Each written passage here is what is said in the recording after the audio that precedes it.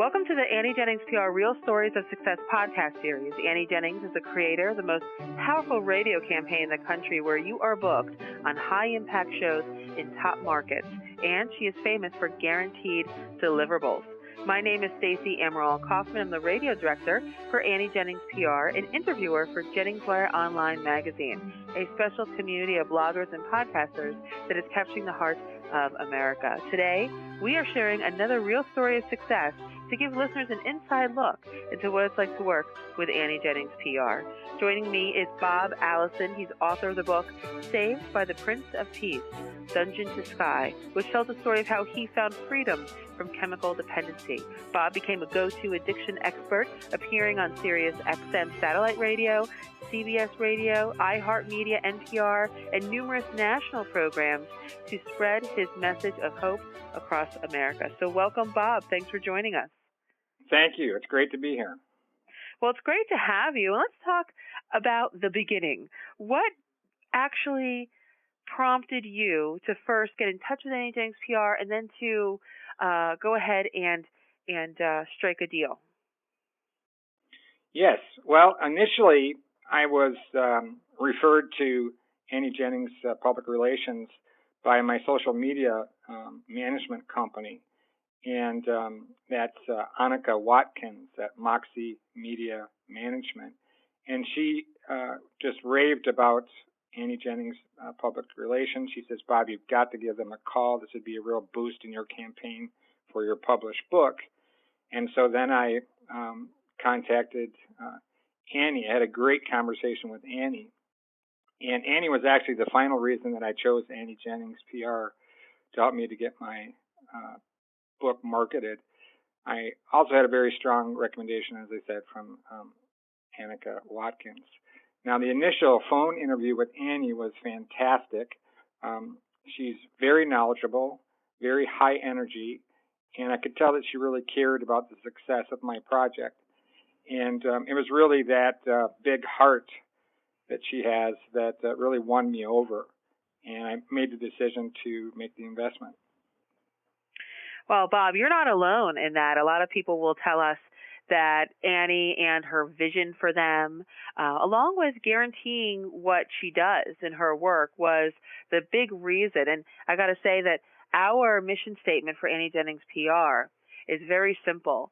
It's for the betterment of all. And I think that she conveys that really well in her initial conversation. So that is something that that a lot of people tell us when we talk to them about their experience in working with us. So I'm thankful that you also experienced her spirit in that way, because she's that way every single day.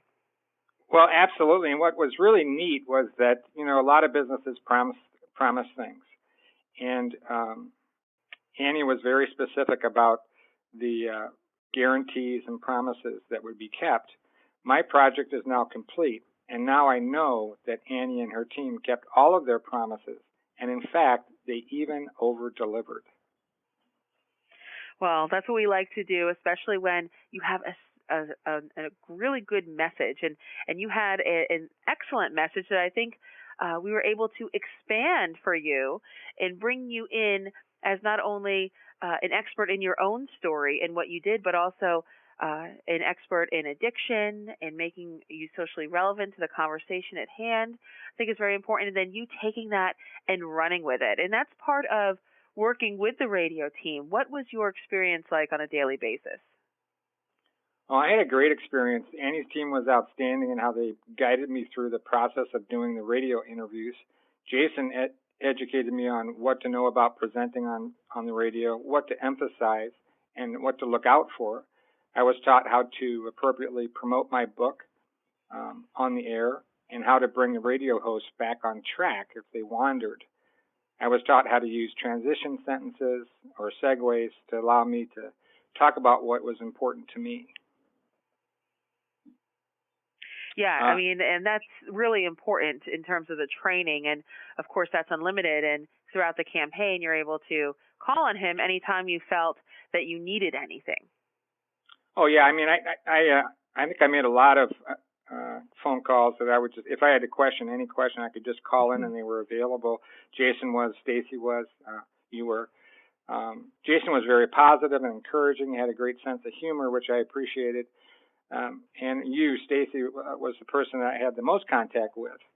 And, in my opinion, you're the best of the best.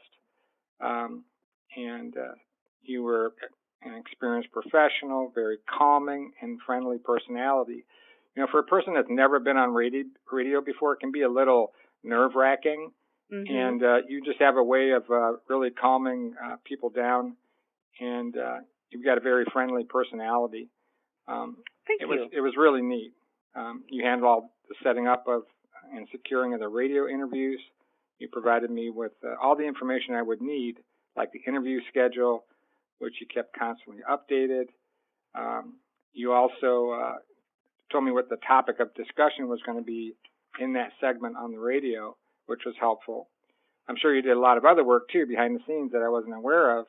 But my part was easy. All I had to do was focus on the interviews and share my knowledge and experience with the public. Well, Bob, I think that you did a great job in doing that. You had some really good feedback from the hosts. I know that you were invited back. And, what was it that you learned throughout the interview process? You just mentioned that you were basically like a radio rookie. It was one of the first times that you were out there and spreading your message. What was it that you learned from the experience? Well, a number of things. I learned that there's a tremendous demand in information and experience on chemical dependency. There's a real demand out there. I didn't know it was that big until I did the radio interviews and I started getting some of the responses. I also learned that I am an expert in my field and that there are thousands of people that I can help. I learned that doing radio interviews is fun and easy. I learned that I could reach about 600 radio stations nationally because of the syndication system where one station shares the broadcast with dozens of other stations. I learned that I was good on the radio, and I received several compliments from radio hosts about how I communicated. Well, you definitely were good on the radio. Like you said, people were inviting you back. We had good feedback for you. And now that the radio campaign for you is done, what are you doing and what do you plan to do now that you have this kind of treasure trove of big brand name media that you're able to use and leverage for marketing? Well, I just started my next phase, which is marketing. Is my marketing campaign to leverage my radio interviews on social media. So what I've done is I've done 13 radio interviews, and those were broadcast to approximately 600 stations nationally. So now what I'm doing is a telephone campaign where I'm actually contacting high schools and colleges to secure speaking engagements. I also plan on targeting businesses to do speaking engagements to help educate their employees about chemical dependency. So it's a vast market, and I really feel that my radio campaign, with your help, really took me to the next level. So now when I call these places, the high schools, colleges, and businesses, I can let them know and leverage the radio station interviews that I had. And so that really gives me some credibility so I can move forward. Absolutely. And what about the confidence, too, to pick up the phone, to call, knowing that, hey, CBS Radio, Sirius XM, iHeart, all these national programs came to me to have this conversation. Does it give you that, does it make you puff out your chest a little bit and make you feel good about who you are? Well, absolutely does give me a lot more confidence because I can say, look, I've been on the public stage with these radio interviews all over the country. I've got positive feedback. They're interested in what I had to say, and I've been invited back by several of the hosts. So absolutely. It's a lot stronger position than making a phone call when you've done no radio interviews. Mm-hmm. You have no kind of media platform to work with. Absolutely improves my confidence, and I have the confidence that comes from Jesus Christ too. So I have an ocean of confidence that way. But the radio interviews have really been important to get me what I need to do. And lastly, Bob, let's talk about kind of the relationship that you've built now, the community that you've built through the radio interviews. You mentioned that your website traffic increased. So you want to talk a little bit about that and what you experienced with people coming to you for help, for advice, for information, and how those radio interviews have impacted the book? I've got a lot of positive feedback. People have come to my website. They've contacted me. They've been interested in getting more information on the book, more information about chemical dependency, and through that, you make one contact, and that person knows 100 people, and then you build on it. So, that's been tremendous. I am using the radio interviews to leverage across my social media platform, and that would be my website, my Facebook page that's dedicated to the book, and then also Twitter.